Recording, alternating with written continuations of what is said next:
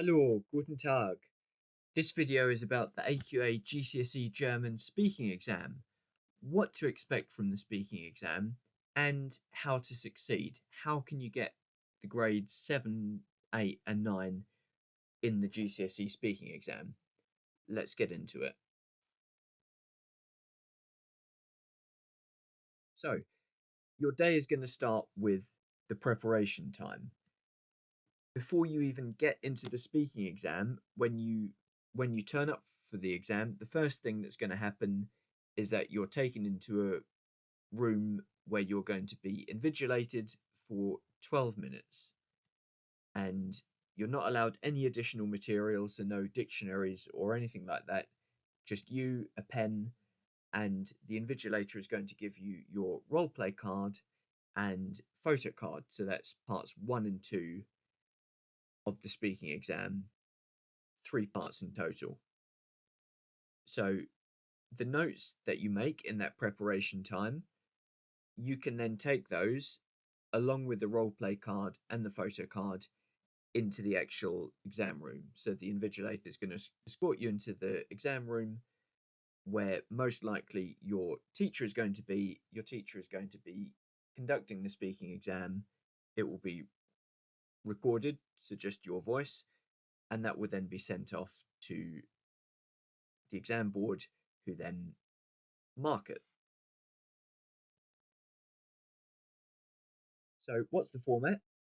As we've said, first thing is your 12 minutes supervised preparation time.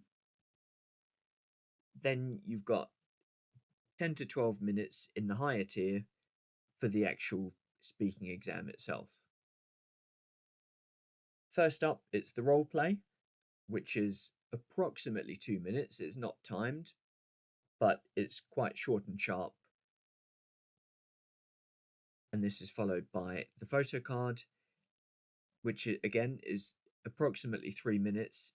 This one, it is timed. You can't go over 3 minutes. If you're still speaking, the examiner will have to cut you off, but it might be that you're finished quicker than 3 minutes, and that's quite normal as well for people who are speaking fluently and confidently.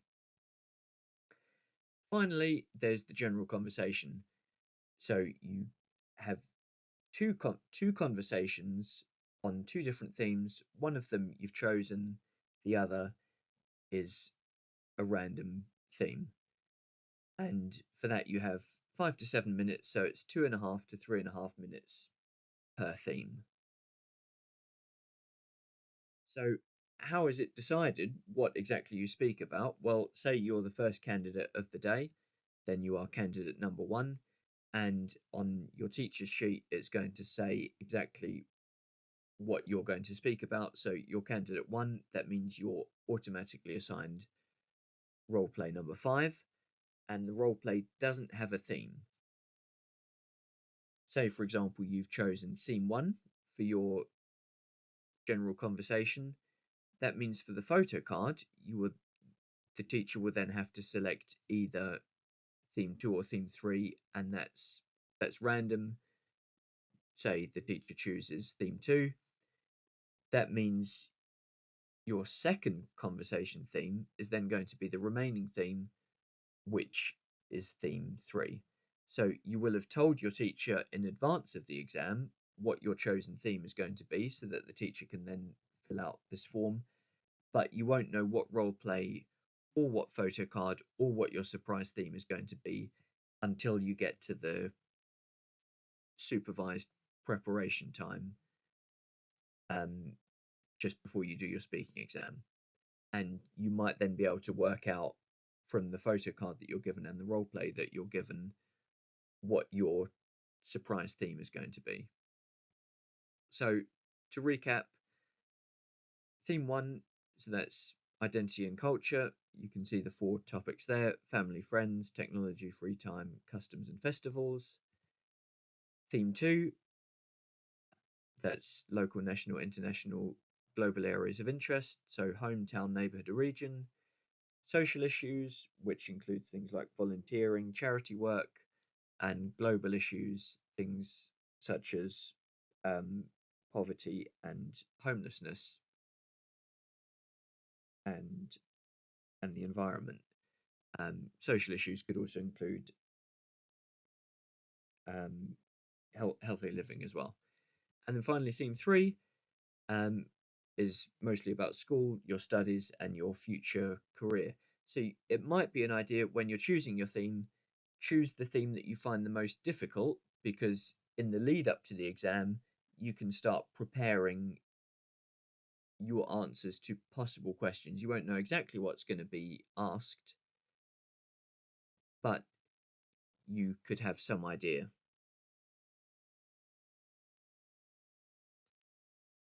So those are the 3 themes. Um, so starting with the role play, not timed, it's approximately 2 minutes, and you can read from the notes that you've made in your preparation time. So this is an example of a role play. A couple of things to bear in mind. Um, where there's the exclamation mark, you're going to be asked a question that you haven't prepared for. That's a surprise question. Where there's a question mark, you have to ask the examiner a question. And as you can see, there are five bullet points, so that's 5 different parts to the role play. And pay attention to how much detail you need to give. If it says ein Detail oder zwei Details, that tells you how many details you need to give in each answer to get full marks for each part.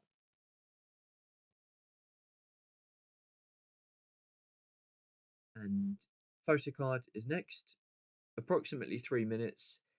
This is time now, so you can't go over 3 minutes, but you might well be under 3 minutes, which is perfectly fine. You can read from your notes again, just like with the role play, and you will be given 3 questions on the photo card, so you can prepare those 3 questions. And then there are 2 surprise questions which you won't have prepared for. This is what the photo card looks like. The first question is always, was gibt es auf dem Foto? And in your answers to these 3 questions, you have to say something that's related to the picture, but you can hypothesize. For example, you could say, and this is really important for the photo card, you need to give 3 clauses minimum for those 3 prepared questions. So, for example, you could say, ich glaube, dass es Sommer ist. That's one clause. I believe that it's summer. Weil die Sonne scheint, because the sun is shining. That's 2 clauses. Und weil es Stühle draußen gibt, and because there are chairs outside. 3 clauses. So you need to do that for each of the 3 prepared questions in order to get into that highest band.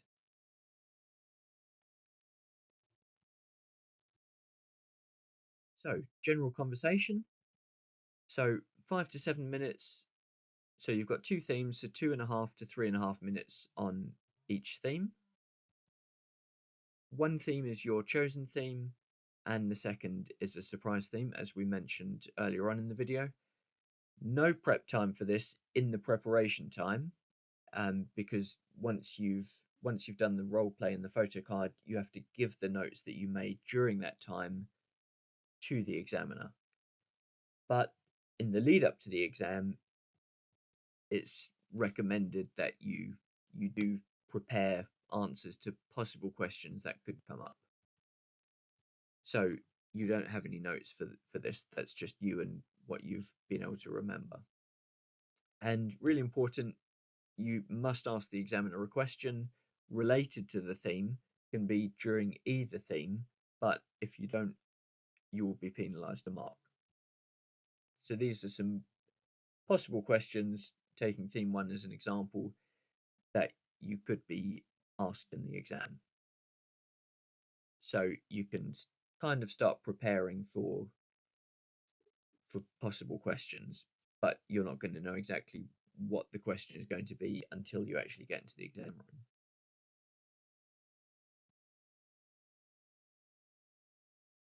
So, mark scheme. As you can see, Roleplay and photo card, both worth 15, and it's the general conversation that makes up half the total mark. So that general conversation is what you really want to show off your knowledge in that, because that's where the bulk of the marks are available.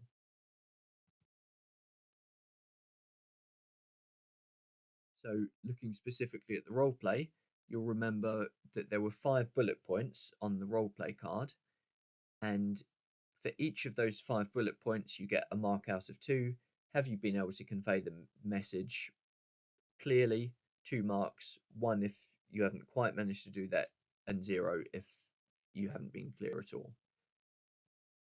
And then an overall mark of 5 is what you're going to get from the examiner based on your knowledge of language. So keep this part short, simple, answer the question as briefly as you can, but still remembering 1 detail or 2 details, but you're not really going, there's not the scope to give you credit for long answers in this part, so keep it short and simple.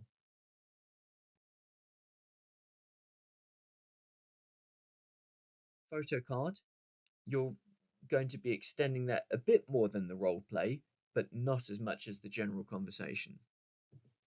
So to get into that top band, 13 to 15, give and explain an opinion.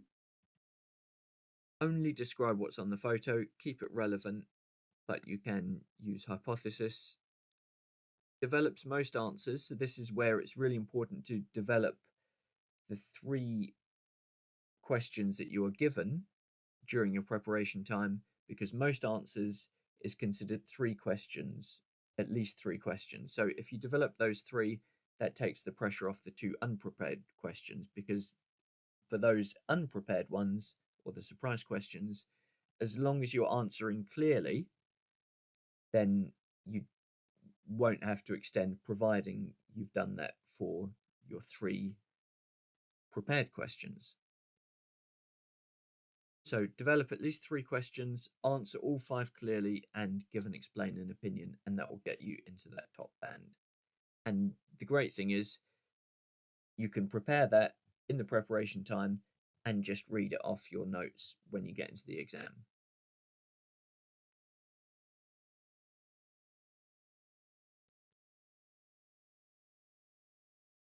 So moving on to the general conversation mark scheme. So communication. So this is the part where you really need to extend, show off all your knowledge of German, extended sequences of speech, and giving and explaining opinion. So get into the habit of saying weil, because, obwohl, although, and that's really going to help you get into that top band. Range and accuracy.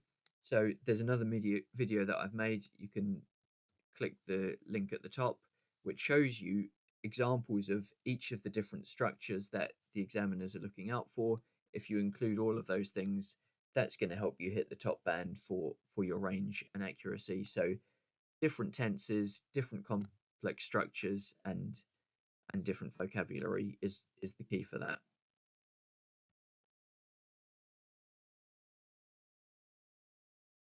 Then pronunciation and intonation. So you don't have to sound like a German person, but you do need to make the sounds that a German person would make, like when you're pronouncing the word sport. Sport. So that's making a sh sound. Or the word weil, the W pronounces a V, weil, or viel for a lot, pronouncing the V as a f, so viel. So those sorts of sounds, while maybe you're not going to sound like Angela Merkel, you can at least pronounce those sounds right, and that is good enough to get you 5 out of 5 for the pronunciation and intonation. Then spontaneity and fluency. So we're saying you do need to extend in the general conversation, but that doesn't mean speaking for 3.5 minutes and not letting the examiner get a word in edgeways, because you want to leave room for the examiner to ask you follow-up questions. If you say something interesting, say, Ich streite mich mit meiner Schwester, I argue with my sister, the examiner might follow up saying, Warum streitest du dich mit deiner Schwester? Why do you argue with your sister? So the spontaneity is that you're thinking on your feet and responding to a question that you haven't prepared for. And if you can do that, that's going to improve your spontaneity. Wir streiten uns, weil meine Schwester nervig ist. So we argue because my sister's annoying. So you've thought on your feet and given a spontaneous answer, and that's really going to help your spontaneity mark. And fluency, you might hesitate at some points, but as long as you're not hesitating too much, then that's where, as much as you can practice before the exam, speaking to people, teacher, friends, other people learning German, that will really help you with your fluency.